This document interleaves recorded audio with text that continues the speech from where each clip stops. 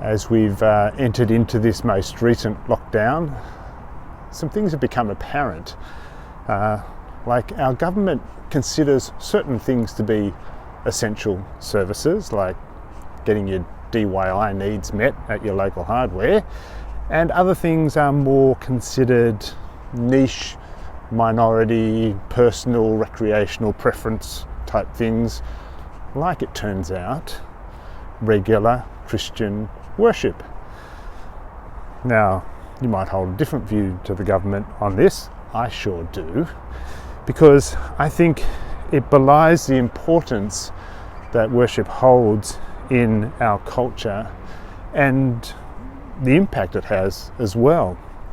Because it's an interesting thing that as we have turned our backs on the core stories that gave rise to our culture and society, as we've neglected and abandoned the rituals that helped us find unity together as a culture, certain unintended consequences are taking place. We've relinquished a notion of absolute truth, for example, and when you relinquish a notion of absolute truth, utterances become assessed not according to their veracity, but according to their impact. And we assess the impact of something according to how it might advantage or disadvantage ourselves. And there's a very quick pathway to a form of nihilistic Darwinism in that whole process, I think. We've also lost the notion of sin in our culture, a healthy notion of sin.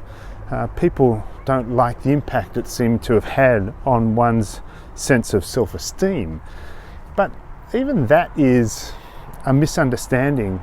A healthy notion of sin is the concept that we fall short of the glory of God, and that means there is actually a glorious way to be, and it's worth being that way.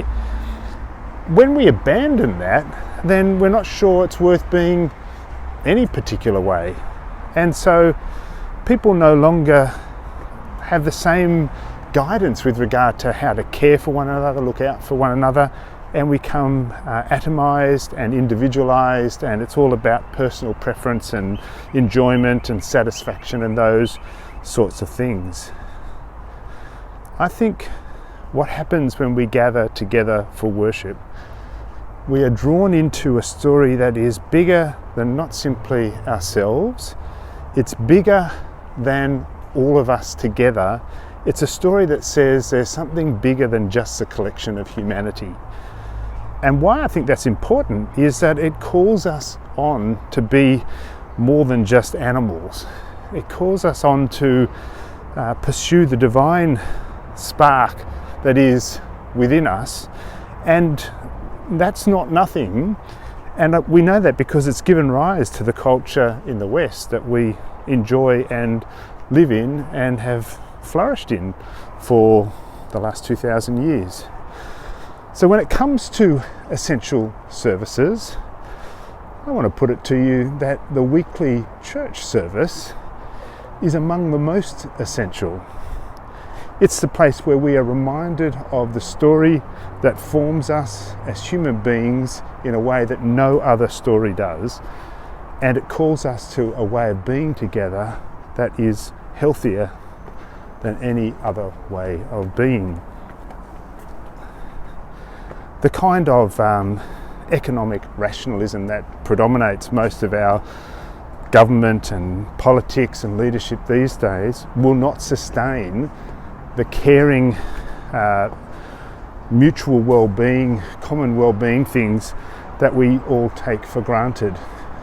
They will slowly be cannibalized and disintegrate because they need the sustaining narrative that our worship offers to us. So rather than going to Bunnings this weekend, I suggest you turn to your local congregation, whether it's online or in person, and enter into worship, because worship is calling you in a direction that will bring life not only to yourself, but it will bring life to all those around you because of how it impacts you and changes the way you are with your fellow human beings. I reckon that's an essential service. I reckon that we should all do that. I know it's a personal preference. I know faith is something you can't make people believe or anything like that. I'm not suggesting we should. I just think we should recognise how essential it is. The stories that we are telling one another and that hold us really do shape the way we regard human beings and ourselves and what the world is about and meaning and all the rest of it. So, worship. It's an essential service. See you there. God bless.